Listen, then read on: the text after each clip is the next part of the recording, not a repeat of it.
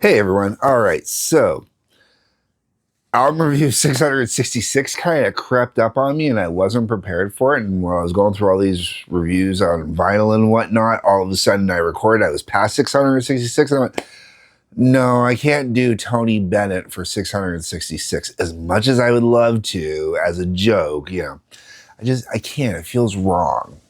And realistically, the album I should be doing here, Number of the Beast, I did back at 247, I think it was. And even back then, I said I should have saved this for 666, but I really didn't know if I'd ever make it to 666. So here I am at 666.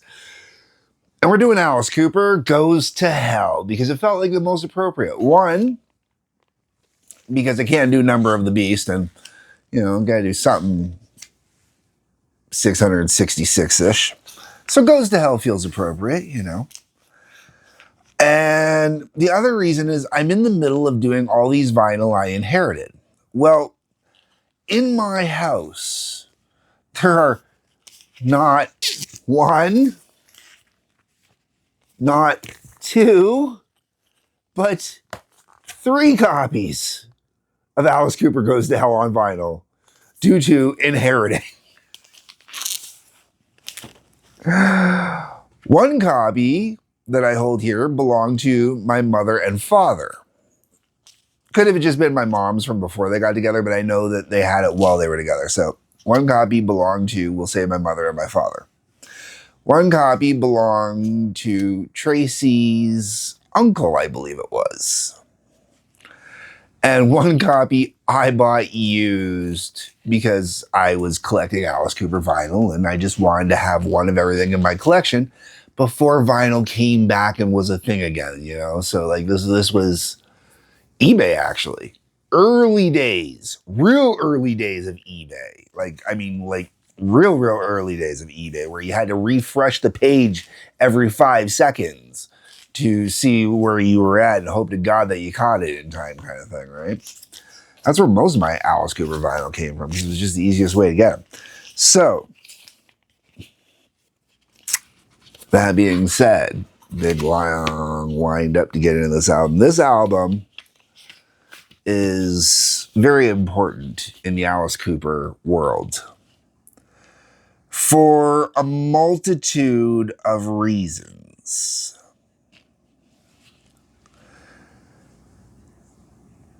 Now, before we even get into the music, we all know about Alice Cooper and the Hollywood Vampires. Okay? We know some people will think of it just as the band he does with Johnny Depp. Some will know the story of the Hollywood Vampires being the group that he drank with in Hollywood. John Lennon, McDowell's, I can't remember everybody that was in the group and in the photos. But this album actually has the Hollywood Vampires listed on the back of it. Arranged by Ezrin Wagner, A. Macmillan, and John Tropia, and the Hollywood Vampires. Alice Cooper Goes to Hell technically means they're listed here, and the Hollywood Vampires. So, as far as I'm concerned, the Hollywood Vampires are officially eligible for the Rock and Roll Hall of Fame. Yes! Technicalities. First commercial album they were on. That's right. Okay. And then it even lists who the Hollywood Vampires are on here, according to this. So the Hollywood Vampires are Alan Schwartzberg on drums, Steve Hunter on guitars, Tony Levin on bass, Dick Wagner on guitar and vocals, Jim Mallon on percussion and soft shoe, Jim Gordon drums, Babbitt on bass, John Tropia guitars, Bob Ezrin keyboards and vocals, Al Macmillan piano, Michael Sherman vocals, Sean Jackson vocals, Kalina Phillips vocals, Joe Gagnon vocals and Tri-City credit, Shep Gordon vocals.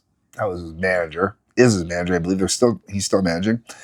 Danny Vosberg vocals, Bill Meisner vocals, Laurel Ward vocals, Sharon Lee Williams vocals. The original Hollywood vampires. Okay.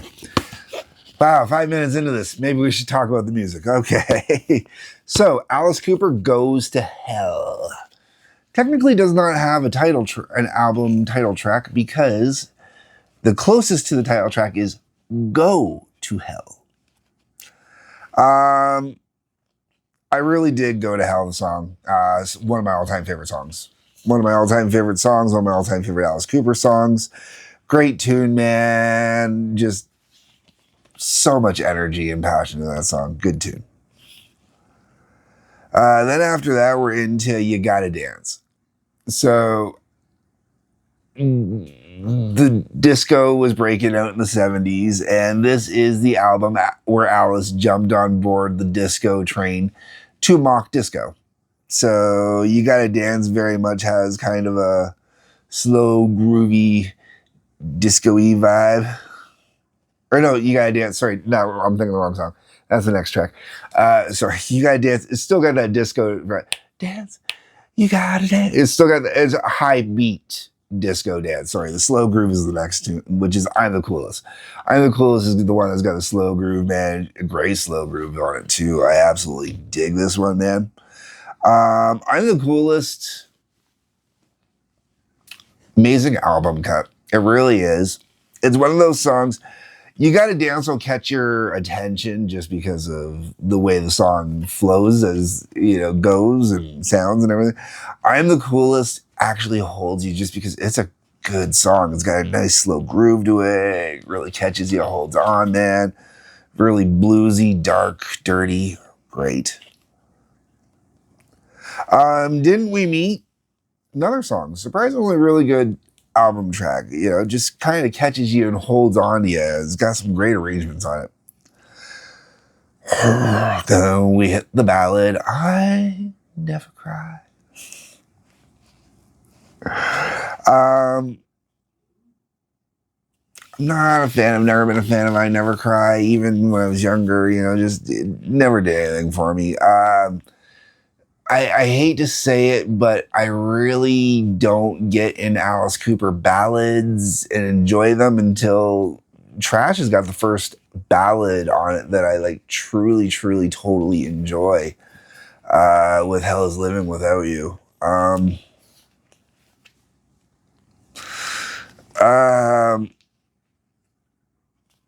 right, then we're on to side 2. Give the Kid a Break. I love that one, man. It's just great tune. I should mention at this point that this is a concept album. So this is Go to Hell is Alice going to hell and finding out when he's in hell, disco, and you gotta dance. Then he meets Satan, which is I'm the Coolest, Then Didn't We Meet would be, I don't know. I guess it's supposed to be living through past nightmares, horrors, whatnot, recognizing someone. I Never Cry, that whole lost thing, whatever. Give the Kid a Break, we're back to, pleading with, Satan, I don't want to be here.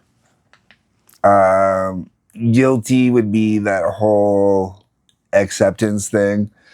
Wake Me Gently. Oh, Guilty's also just kind of a fun, high-paced tune as well.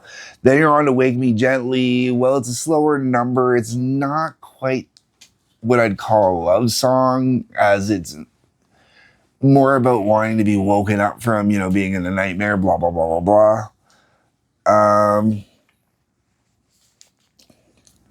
Then you're in Wish You Were Here. Not to be confused with Pink Floyd's Wish You Were Here, which came out the same year or the following year, actually. I'd have to double check on that. But this Wish You Were Here, upbeat, danceable kind of number, having a hell of a time idea, wish you were here, great little tongue-in-cheek, I'm in hell, you should be here too. Then you got I'm Always Chasing Rainbows, which is to kind of take you up and that hope that everlasting hope that you're getting the hell out of here, and then finishing off with Going Home.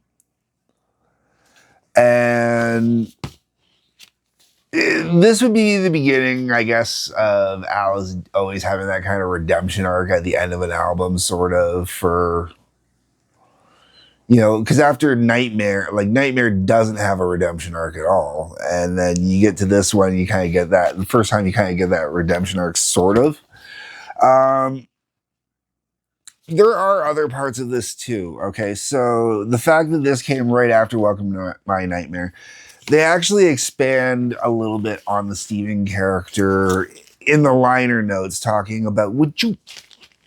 Lanny is desperate to say hello as she's driving me nuts. Come on, go ahead, say hello. Say hello. Yeah. No. Oh, what? Now you don't want to bug? Okay, go. Every time with the cat. Go on. Don't you be... No, don't. No. Keep going. Don't. No. Keep going. There we go. All right. So as I was saying,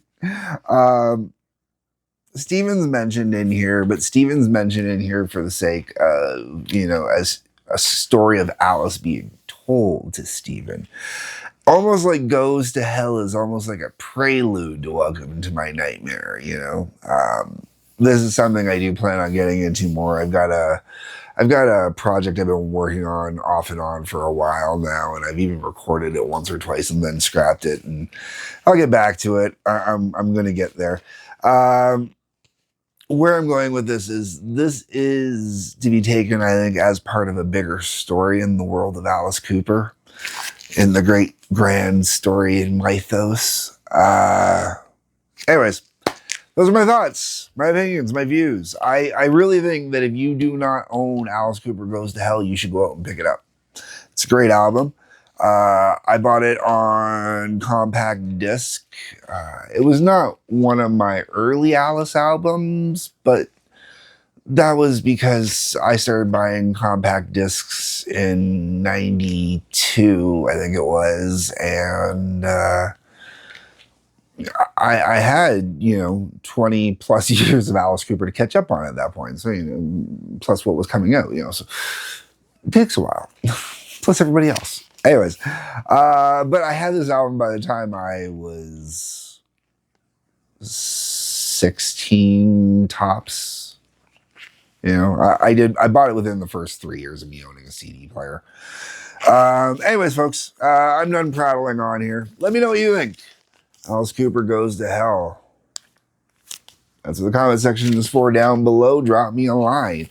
On your way down there, you're going to see like button, subscribe button, bell for notification. If you could please hit those for me, I'd greatly appreciate that. You'll also see a couple links down there worth hitting as well, checking out. Otherwise, folks, peace, love, take care.